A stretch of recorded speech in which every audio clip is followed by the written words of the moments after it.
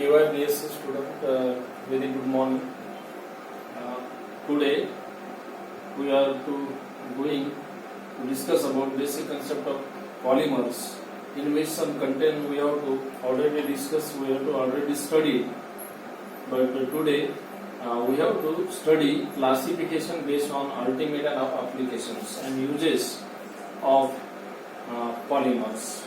तर बघा मित्रांनो, मागच्या लेक्चरला आपण बेसिक कन्सेप्ट ऑफ पॉलिमर मधले काही कन्सेप्ट आपण स्टडी केले आहे. तर बघा आजच्या तारखेमध्ये आपल्याला क्लासिफिकेशन बघायचं आहे आणि त्याचे अल्टिमेट जे काही युजेस असेल आणि ऍप्लिकेशन आहे हे आपल्याला आज डिस्कस करायचं आहे. तर बघा जे काही पॉलिमर आहे त्या पॉलिमरचं पहिलं जे काही समजा ऍप्लिकेशन्स आहे ते आहे प्लास्टिक, त्याच्यानंतर दुसरं आहे इलॅस्टोमर, तिसरं आहे फायबर आणि चौथं आहे लिक्विड रेझिन.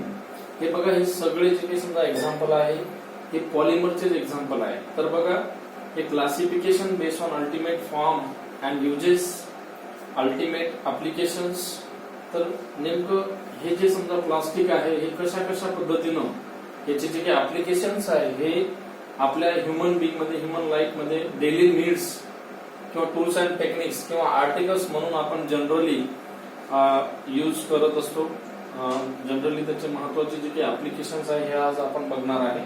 तर बघा काय म्हणते, polymer exist different physical form. म्हणजे बघा हे जे पॉलिमर आहे ह्याचे वेगवेगळ्या प्रकारचे फॉर्म आहे. फॉर्म म्हणजेच त्याचे टाइप्स.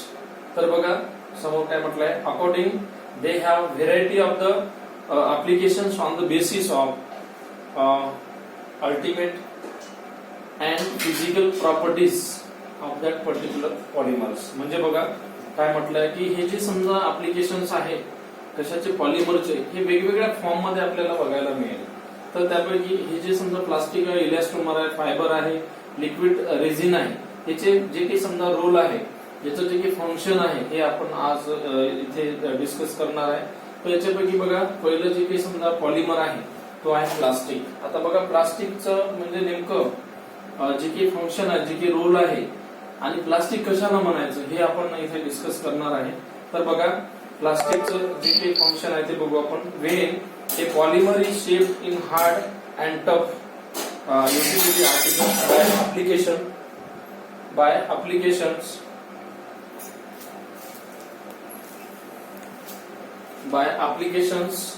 म्हणजे बघा याचे सुद्धा काही प्लास्टिकचे ऍप्लिकेशन्स आहे. म्हणजे याचं जे काही समजा जे काही प्रॉपर्टीज आहे याला आपण फिजिकल प्रॉपर्टी असं कन्सिडर करू.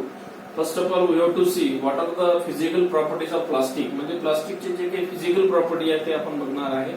Physical properties. आता फिजिकल प्रॉपर्टीज मध्ये काय म्हटलेलं आहे की हा जो समजा प्लास्टिक आहे तो हार्ड आहे, म्हणजे हा पहिलं कॅरेक्टर त्याचं. त्याच्यानंतर तो जो प्लास्टिक आहे तो टफ आहे. टफ म्हणजे तो कडक आहे. त्याच्यानंतर युटिलिटी आर्टिकल्स. म्हणजे बघा आता हे जे समजा फॉर्म आहे त्याचे हे कशाच्या माध्यमातून मिळेल आपल्याला, आर्टिकलच्या माध्यमातून किंवा टूल्स अँड टेक्निक्स, वेगवेगळ्या समजा डेली नीड मध्ये आपल्याला हे बघायला मिळेल. काय, प्लास्टिक्स. जवळपास हा सुद्धा एक प्लास्टिकचं एक्झाम्पल आहे. म्हणजे pen, it is also one of the most responsible example of plastic. हे सुद्धा प्लास्टिकच आहे. त्याच्यानंतर बघा अजून नंतरचं कॅरेक्टर काय म्हटलेलं आहे बघा प्लास्टिकचं, की any kind of moulded articles are use as a plastic. म्हणजे बघा हे जे समजा प्लास्टिक आहे, काही जे प्लास्टिक आहे हे मोल्डेड आहे.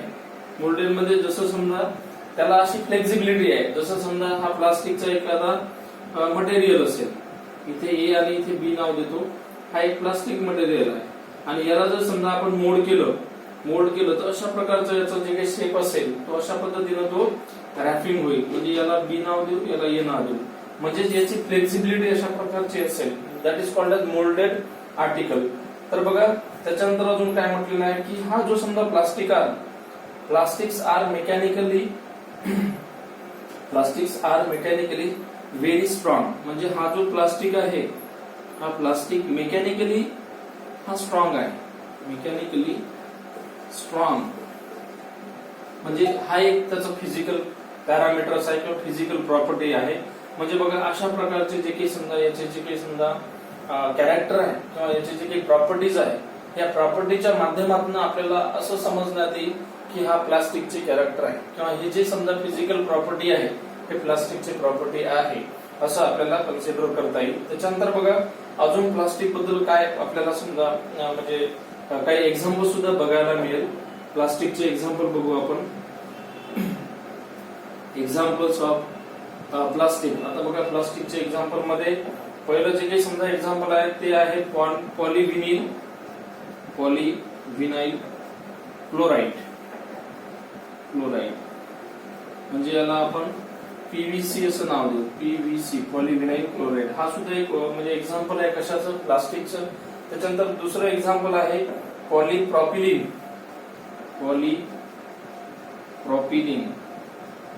हा सुद्धा दुसरं एक एक्झाम्पल आहे कशाचं, प्लास्टिकचं.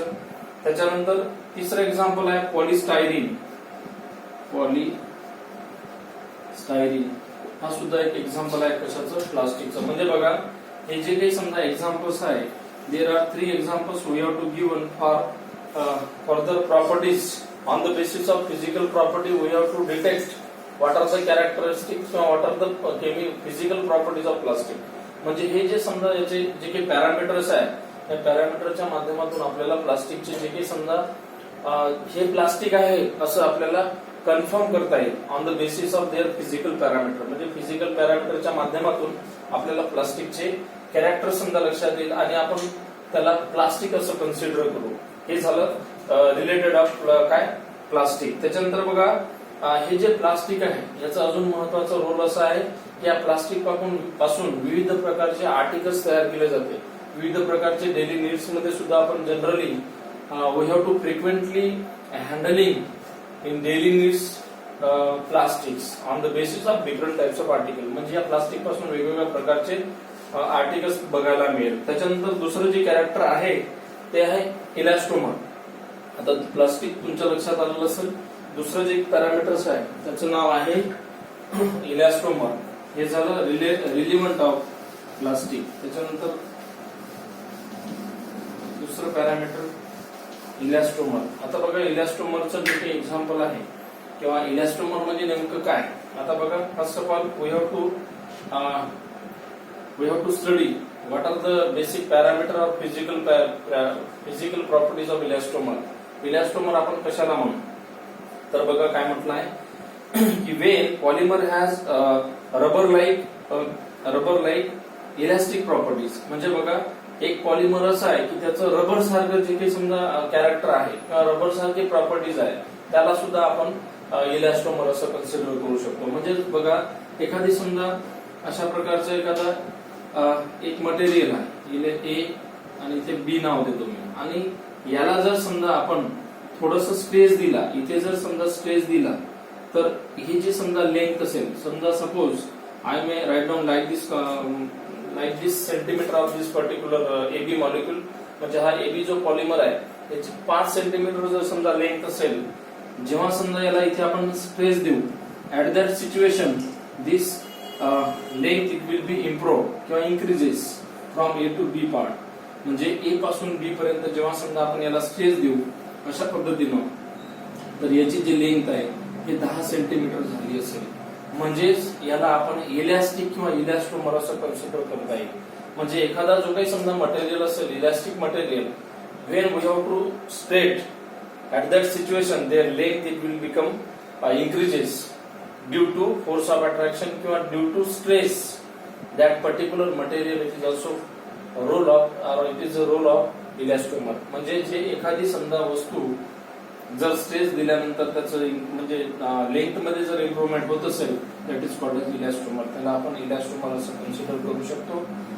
तर बघा elastomer have good strength and they can undergo reversible elongation. म्हणजे बघा आता बघा हा ए आणि बी हा एक समजा मटेरियल आहे, याला इथे आपण स्ट्रेस दिलं, स्ट्रेस दिल्यानंतर याची जी काही लेंथ आहे 5 सेंटीमीटर अप टू 10 सेंटीमीटर झाली. जेव्हा समजा आपण हे स्ट्रेस कमी केलं तर it will become return original condition. म्हणजे बघा हे जे समजा 10 सेंटीमीटर आहे म्हणजे 5 सेंटीमीटर याच्यामध्ये इम्प्रूव्हमेंट झालेला आहे. जेव्हा समजा आपण हे स्ट्रेस कमी करू at that situation it becomes original condition. म्हणजे ते 5 सेंटीमीटरच राहील. म्हणजे असं हे कॅरेक्टर कशाचं आहे, इलॅस्टोमीटरचं आहे. त्याच्यानंतर अजून पुढे बघा, it is good strength, they can undergo reversible elongation and deformation. On stretching they undergoes elongation and release of their stress.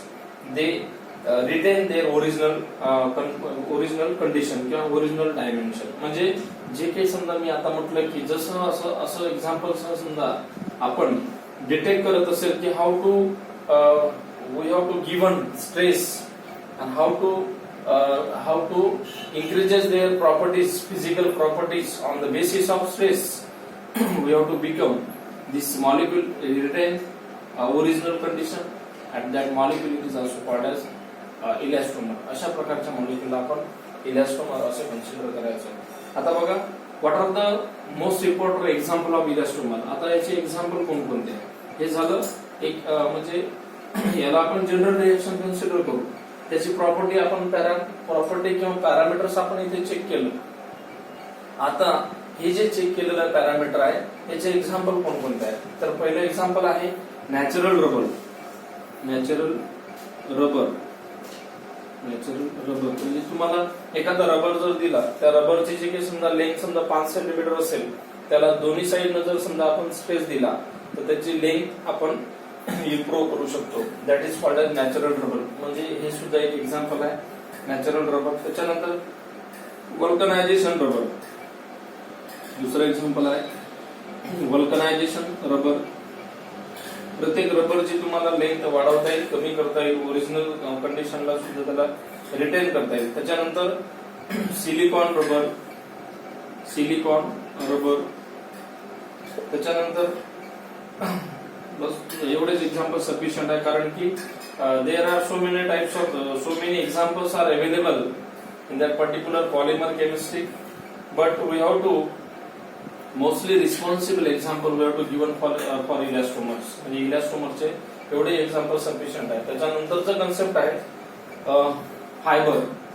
what are the role of fiber, what is the characterization of fiber, then which are examples are mostly responsible related of fiber polymer. आता fibre म्हणजे नेमकं काय, आता generally हे जे plastic आहे, elastomer आहे, fibre आहे, लिक्विड रेझिन आहे, हे जवळपास जे काही समजा एक्झाम्पल आहे, हे सगळे एक्झाम्पल हे लिव्हिंग जे काही समजा म्हणजे टेक्निक्स आहे, त्या लिव्हिंग टेक्निक्स मध्ये तुम्हाला डेली नीड्स मध्ये सुद्धा तुम्हाला हे आढळणारे म्हणजे कंटेंट्स आहे किंवा पॉलिमर्स आहे. त्याच्यापैकी एक राहिला आता फायबर. फायबर म्हणजे नेमकं काय, आता फायबर म्हणजे काय, आता की when a polymer is drawn into filaments like or thread like material. म्हणजे बघा, हा जो फायबर आहे, हा फायबर थ्रेड याचं जे काही समजा मटेरियल आहे ते आहे थ्रेड लाईक मटेरियल. अशा प्रकारच्या मटेरियलला आपल्याला काय म्हणायचं आहे की fibre. That material is called as fibre. आता बघा, फायबरचं जे काही समजा जे प्रॉपर्टीज आहे, हे प्रॉपर्टी आपण इथे बघणार आहे की what are the main physical properties of fibre. Fibre कशाला म्हणायचे ते तुमच्या लक्षात आलं असेल की जर समजा थ्रेड लाईक मटेरियल असेल, that is also called as काय फायबर, किंवा फिलामेंट लाईक जे काही समजा मटेरियल असेल filament like, that is also called as fibre. त्याला सुद्धा आपल्याला फायबर म्हणता येईल. आता बघा, length of fibre is at least 100 times greater than its diameter. म्हणजे बघा, त्याची जी काही समजा लेंथ आहे की 100 टाइम्स ग्रेटर दॅन डायमीटर, म्हणजे त्याच्या डायमीटर पेक्षा 100 टाइम्स काय ग्रेटर आहे. अशा प्रकारच्या मटेरियलला फायबर असं कन्सिडर करायचं. त्याच्यानंतर नेक्स्ट कॅरेक्टर आहे strength of A fibre is greater than that of a plastic or elastomer. म्हणजे बघा, जे फायबर आहे त्याची जी स्ट्रेंथ आहे it is greater than plastic and elastomer. म्हणजे याच्या कम्पॅरेटिव्हली प्लास्टिक अँड इलॅस्टोमर पेक्षाही जास्त समजा जे काही डायमीटर किंवा पॅरामीटर्स आहे किंवा फिजिकल प्रॉपर्टीज आहे हे याच्यापेक्षा जास्त आहे, असं म्हणजे स्ट्रेंथ असं म्हटलेलं आहे. त्याच्यानंतर फायबरचे एक्झाम्पल कोणकोणते आहे. आता फायबर हा कॉन्सेप्ट जो काय तुमच्या लक्षात आलेला असेल की तो कंपाऊंड कशा प्रकारचा असेल, थ्रेड लाईक असेल, किंवा त्याचं जे काही समजा फिलामेंट्स आहे ते फिलामेंट टाईप जे काही समजा जे फिलामेंट लाईक जे काही समजा कंपाऊंड असेल, that is also called as काय फायबर. आता कोणकोणते एक्झाम्पल महत्वाचे आहे कशासाठी, फायबरसाठी. तर पहिलं एक्झाम्पल आहे टेरिलिन. हे एक फायबरचं एक्झाम्पल आहे. त्याच्यानंतर कॉटन हे सुद्धा एक फायबरचं एक्झाम्पल आहे. त्याच्यानंतर वूल हे सुद्धा एक्झाम्पल आहे कशाचं, फायबरचं. त्याच्यानंतर सिंथेटिक पॉलिमर. सिंथेटिक जे काही समजा पॉलिमर आहे, synthetic polymer are mostly responsible for fibre. म्हणजे जे काही समजा सिंथेटिकली म्हणजे आर्टिफिशियल आणि नॅचरल आणि सिंथेटिक. सिंथेटिक म्हणजे आपण असं कन्सिडर करू जे काही नॅचरली जे आर्टिफिशियल किंवा नॅचरल जे काही समजा कंपाऊंड आहे, मटेरियल आहे, it is also one of the most responsible example for fibre. म्हणजे हे फायबरचं एक्झाम्पल आहे. त्याच्यानंतर नेक्स्ट कन्सेप्ट आहे, next and last, first and last concept, तो आहे लिक्विड रेझिन. आता बघा लिक्विड रेझिन म्हणजे नेमकं काय, की याचा रोल काय आहे, याचे फिजिकल पॅरामीटर काय आहे, याची जे काही समजा प्रॉपर्टीज आहे हे काय आहे, what are the physical parameter it will be involve for in liquid resin. Liquid resin मध्ये नेमकं काय हे आपल्याला आता स्टडी करायचं आहे. तर बघा when A polymer is use in liquid form. आता बघा हा जो पॉलिमर आहे याचं जे काही फॉर्म आहे हे लिक्विड फॉर्म मध्ये आहे. म्हणजे this first property we have to detect it on the basis of liquid resin.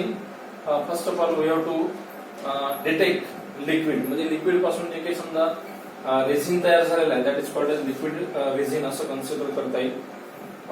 adhesive as a sealant it is also called as liquid resin. म्हणजे याचे डेफिनेशन असं म्हटलेलं आहे की when a polymer is used in liquid form as a adhesive or as a sealant it is also called as liquid resin. म्हणजे अशा प्रकारच्या जे काही समजा मटेरियल आहे that is called as liquid resin. आता याची प्रॉपर्टीज काय लिक्विड रेझिनची, तर liquid resin are also use in making paints and coating composition. म्हणजे बघा जे काही समजा हा मटेरियल आहे जनरली लिक्विड फॉर्म मध्ये आहे, परंतु याचं जे काही महत्वाचं जे काही रोल आहे ते पेंट तयार करण्यासाठी याचं सगळ्यात महत्वाचा रोल आहे पेंट कंपोजिशन.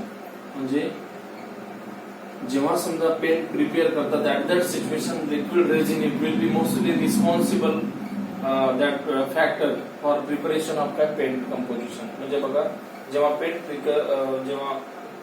पेंट किंवा कोटिंग मटेरियल म्हणजे बघा एखादा समजा मटेरियल जर समजा आता इलेक्ट्रिसिटी समजा वायर असेल जनरली याला रॅपिंग करण्यासाठी सुद्धा म्हणजे या फायबरचं समजा या लिक्विड रेझिनचं यूज केलं जाते. कारण की कोटिंग मटेरियल असं म्हटलेलं आहे की प्रत्येक ठिकाणी जे काही समजा डेली नीड्स किंवा आर्टिकल मध्ये जे काही समजा मटेरियल असेल, जे काही मेटल असेल ते metal it will B not affected on corrosion. म्हणजे एखादी मेटलची वस्तू असेल त्याच्यावर करोजन नाही यावं याच्यासाठी सुद्धा म्हणजे या मटेरियलचं यूज केलं जातं जनरली. म्हणजे जर समजा कोटिंग केलं, जे काही कोटिंग केलेले जे काही समजा मटेरियल असेल किंवा आर्टिकल असेल, on the basis of this material when we have to use their durability it will be improve. म्हणजे त्या जे काही समजा क्वालिटीचं जे काही मटेरियल असेल त्याची ड्युरेबिलिटी म्हणजे तो जास्त काळ टिकेल त्यासाठी जनरली मेटलला कोटिंग केल्या जाते. त्याच्यानंतर पेंट. आता पेंटचे एक्झाम्पल काही सांगायची गरज नाही. Generally much more number of buildings it will be durable on the basis of paint. म्हणजे there is no scratches because of paint material when we have to use at that particular wall as well as much more building असो. म्हणजे जवळपास building जे काही आहे किंवा घर houses असेल, होम असेल, आपण त्याला कुठलेही समजा एखादा कलर द्यायच्या आधी आपण त्याला पेंट करतो. याचं कारण असं आहे की त्याचं जे काही समजा पेंट असेल किंवा जो काही कलर असेल तो ड्युरेबल असेल, तो जास्त काळ टिकला पाहिजे. त्यासाठी जनरली हे कोटिंग मटेरियल किंवा पेंटिंग जे काही मटेरियल आहे, जे काही कंपोजिशन आहे हे यूज केल्या जाते. तर बघा त्याच्यानंतर नंतरची जे काही समजा प्रॉपर्टी आहे की some polysulphide are use as a sealant. Polymer are also use binders in paints. म्हणजे वेगवेगळ्या समजा जे काही पेंटचे जे काही प्रकार आहे, जे काही क्वालिटीज आहे ते चांगल्या क्वालिटीमध्ये समजा लिक्विड रेझिनचं युटिलायझेशन केलं जाते, इम्प्लिमेंटेशन केलं जाते. त्याच्यानंतर बघा की alicyclic polymer are epoxy polymer are commonly use in paint. म्हणजे बघा हे जे समजा पेंट आहे त्याच्यामध्ये ॲलिसायक्लिक पॉलिमर जनरली यूज केलं जाते. ॲलिसायक्लिक पॉलिमर. हे अतिशय महत्वाचं आहे की समजा एखाद्या वेळेस समजा कुठल्याही समजा एक्झाम मध्ये हा एक क्वेश्चन विचारू शकते की pen we have to use which material we have to use for the preparation or composition of paints. Alicyclic compound is also mostly responsible for preparation or composition of paints. म्हणजे अशा प्रकारचे example सुद्धा कधी विचारू शकते. त्याच्यानंतर लगेच आपण पॉलिमर डिग्रेडेशन हा एक कन्सेप्ट क्लिअर करणार आहे. Next we have to discuss polymer degradation. Next concept we have to study polymer degradation. Polymer degradation. Polymer degradation.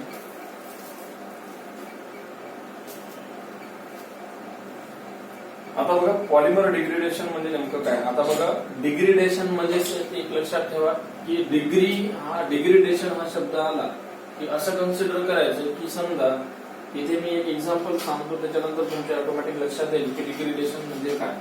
आता समजा एखादा इथे मेटल असेल, इथे M+M मेटल असेल किंवा अजून M मेटल असेल. जेव्हा समजा या मेटलवर हा याला M1 म्हणू, M2 म्हणू, याला M3 म्हणू, कुठल्याही प्रकारच्या मेटलवर जेव्हा समजा कुठल्या ऍटमॉस्फिअरिक जेव्हा समजा इफेक्ट होतो, ऍटमॉस्फिअरिक समजा जे काही आपण काय म्हणू त्याला इफेक्ट होतो, at that situation this metal it will be reduces. म्हणजे समजा एखादा मेटल असेल इथे, याचं जे काही समजा वेट असेल, इथे जर समजा 5 ग्रॅम असेल, after than atmospheric effect this metal it will be totally degraded. म्हणजे तो डिग्रेड होईल. म्हणजे त्याची जे काही समजा ऍटमॉस्फिअरिक जे काही गॅसेस असेल, जे काही इफेक्ट असेल त्याच्यामुळे तो रिड्यूस होईल. आता इथे 5 ग्रॅम असेल तर after than degradation, after than atmospheric effect this metal it will be reduces. म्हणजे कुठला तरी त्याचा पार्ट रिड्यूस होईल. म्हणजे आपण इथे एक मेटल लिहू प्लस इथे एक मेटल लिहू, म्हणजे M1 आणि M2 प्लस इथला जो काही समजा एक मेटल आहे तो इथून डिग्रेड झालेला आहे. म्हणजे इथे आपण M लिहू, म्हणजे हा डिग्रेड झालेला आहे, म्हणजे तो त्याच्यामधून रिड्यूस झालेला आहे. That is called degradation. त्याला आपण डिग्रेडेशन असं कन्सिडर करू. म्हणजे हा डिग्रेडेशन जो समजा प्रकार आहे, हा जो कन्सेप्ट आहे, हा कन्सेप्ट सगळ्यांच्याच बाबतीत आपल्याला कन्सिडर करता येईल. किंवा एक एक्झाम्पल देतो इथे. Suppose this molecule this is organic material, म्हणजे CH4 हा मिथेनचा मॉलिक्युलर फॉर्म्युला आहे. जर समजा आता हा एक एक्झाम्पल साठी देतो, जनरली मेटलचे एक्झाम्पल तुमच्या लक्षात आलं असेल की एखादा समजा आता CH4 मॉलिक्युल आहे, समजा याचं जे काही समजा 100 म्हणजे ग्रॅम असेल सपोज CH4, आणि याचं सुद्धा समजा डिग्रेडेशन झालं असेल की 1 hydrogen atom it will be degrade from that hydrocarbons.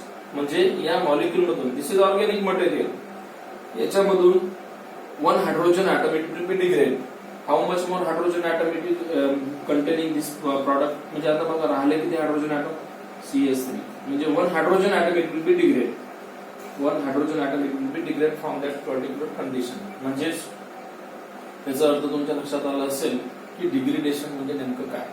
आता आपण मेन जे कन्सेप्ट आहे त्याच्याकडे वळू की पॉलिमर डिग्रेडेशन म्हणजे काय. की पॉलिमर मधला एखादा समजा जे काही पॉलिमर असेल त्याला रिड्यूस करणं आणि त्याच्यापासून मिळणारं जे काही प्रोडक्ट आहे that is called degradation product. आणि प्रोडक्ट कशा पद्धतीने मिळेल, मग तो रिड्युसेस किंवा reducted product. Reducted product we have to find out that last condition. म्हणजे राहिलेला जो काही समजा रिड्युसेस प्रोडक्ट असेल त्याला पॉलिमर डिग्रेडेशन असं कन्सिडर करायचं. म्हणजे या मेटल मधून एक मेटल जर मायनस होत असेल तर this condition it will be degradable metal. This molecule it will be degradable molecule. And when we have to consider here polymer, it undergoes the degradation process at the situation we have to get at final condition degraded polymer. अशा प्रकारच्या कन्सेप्टला degradation असं म्हणायचं. आता बघा आपण त्याची जी काही definition आहे, स्टँडर्ड डेफिनेशन बघणार आहे की डिग्रेडेशन म्हणजे नेमकं काय. तर बघा, if an article made up of plastic, म्हणजे बघा काही जे काही समजा आर्टिकल्स आहेत प्लास्टिक पासून तयार केलेलं आहे, इट केप लॉंग टाइम, म्हणजे आपण त्याला दीर्घकाळ समजा म्हणजे केप म्हणजे ठेवणे, इन सनलाइट, म्हणजे एखादी समजा पॉलिमर सनलाइट मध्ये आपण जास्त वेळ जर समजा ठेवत असेल तर their mass it will be reduces, म्हणजे त्याचा मास ऑटोमॅटिक कमी होऊन जाईल. म्हणजे जसं समजा इथे समजा एक मेटल असेल, समजा आयरन असेल, आयरनला जर आपण खूप वेळ